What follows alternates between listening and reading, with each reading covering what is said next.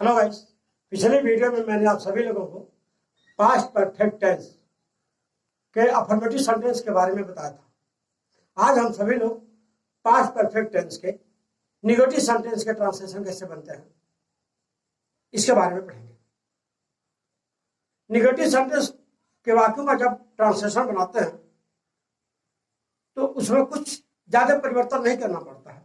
केवल helping verb के बाद नॉट लगाते हैं, चाहे कर्ता एक वचन में हो, बहुवचन में हो या कर्ता ग्रुप में आई यू दे भी हो।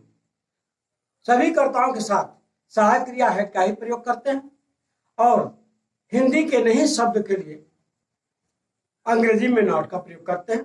बाकी जितने भी नियम हैं सब अफर्मेटिव सेंटेंस के ही होते हैं। तो आइए देखते हैं कि पास्ट परफेक्ट टेंस के निगेटिव सेंटेंस के वाक्यों का ट्रांसलेशन अंग्रेजी में कैसे बनता है।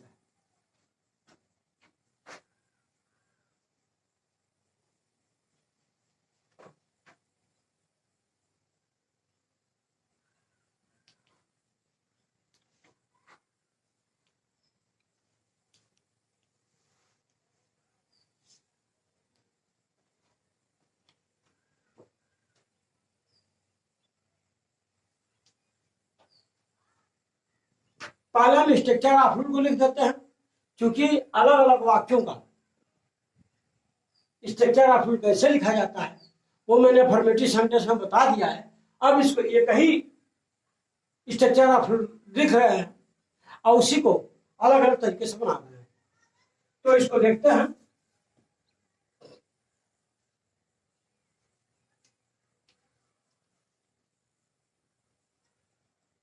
Subjective plus helping verb plus not plus third form of verb plus objective plus other word plus before plus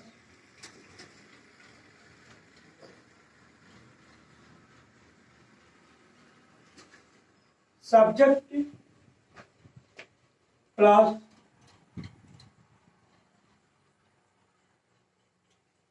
rule of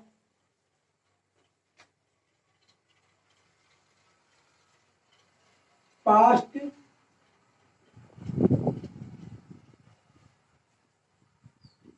indefinite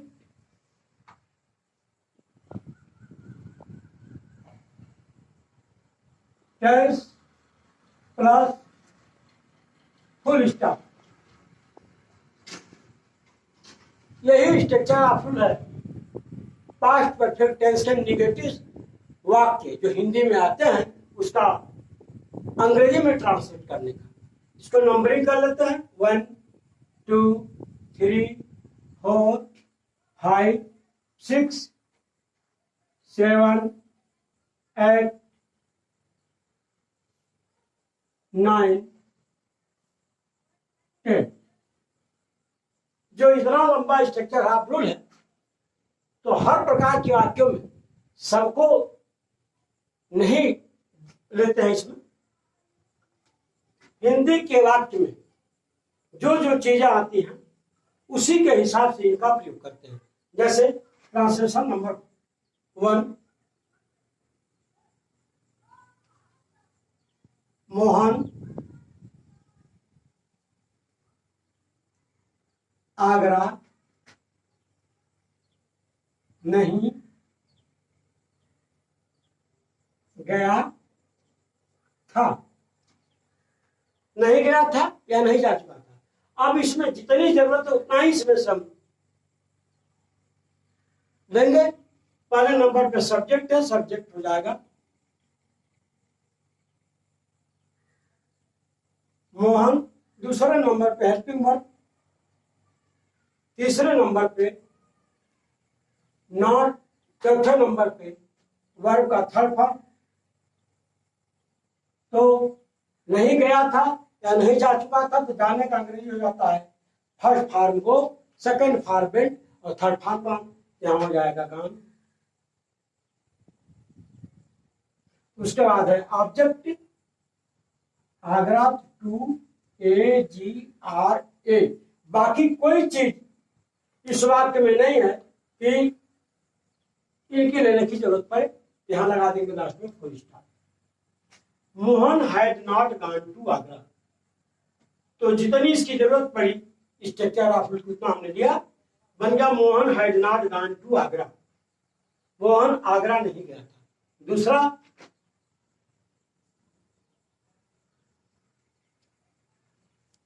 लड़के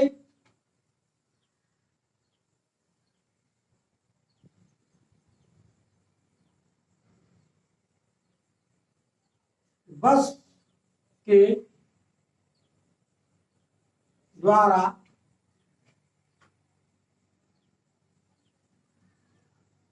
बाजार से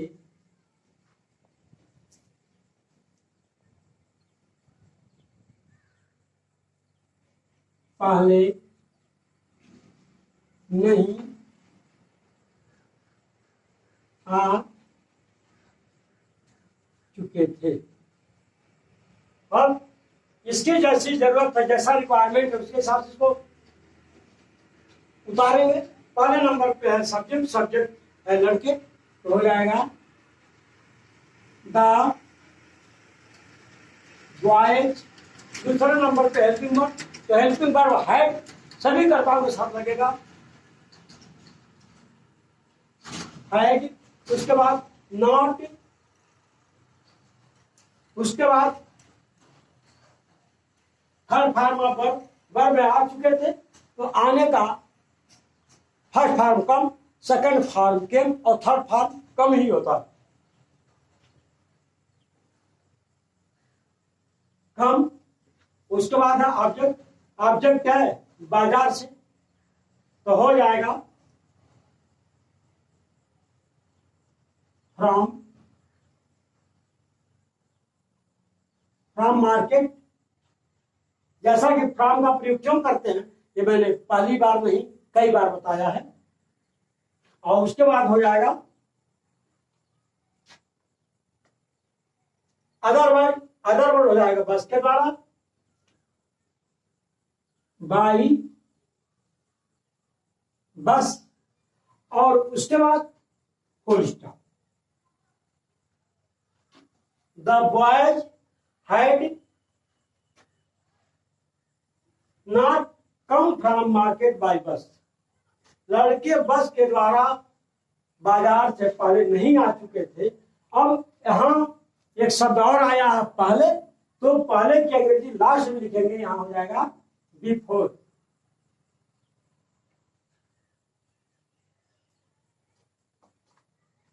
अब ये ट्रांसलेशन आपका रेडी हो गया।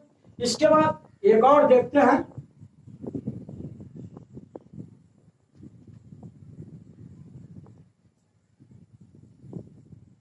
आंधी आने से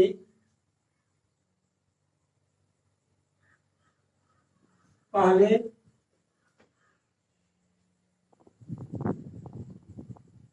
पेड़ नहीं गिर चुका था।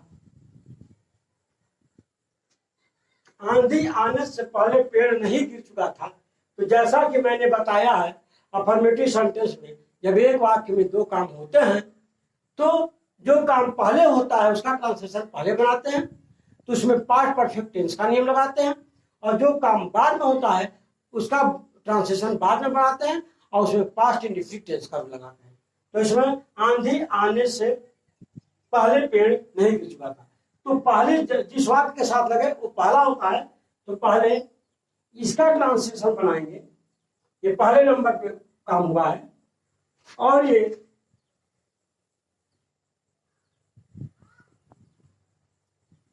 सेकंड नंबर पे काम हुआ है। अब बनाएंगे पहले पेड़ नहीं गिर चुका था, तो हो जाएगा द ट्री पहले नंबर पे, उसके बाद हेल्पिंग वर्ब लग जाएगा हैड, फिर नॉट, उसके बाद वर्ब का थर्ड फॉर्म फॉलन,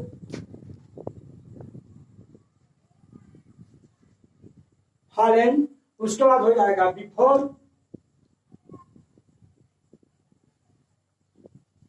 क्योंकि इसमें ना ऑब्जेक्ट है ना अदर वर्ब, तो लास्ट में बिफोर हो जाएगा। उसके बाद दूसरा पार्ट आंधी आने से, तो बिफोर हो जाएगा बिफोर STORM स्टॉर्म केम,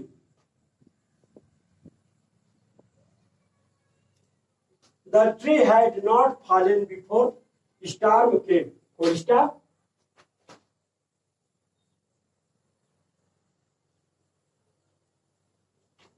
आंधी आने से पहले पेड़ नहीं गिर चुका था, the tree had not fallen before storm came. तो आपने देखा कि पास्ट परफेक्ट टेंस का निगेटिव सेंटेंस किस तरह से बनता है और जिस वाक्य में जिस स्ट्रक्चर ऑफ फुल की जरूरत होती है, जिन जिन शब्दों की जरूरत होती है, उसके हिसाब से लेकर के बनाया गया है। और उम्मीद करते हैं आप सभी लोगों को समझ में जरूर आया होगा। Thanks for watching.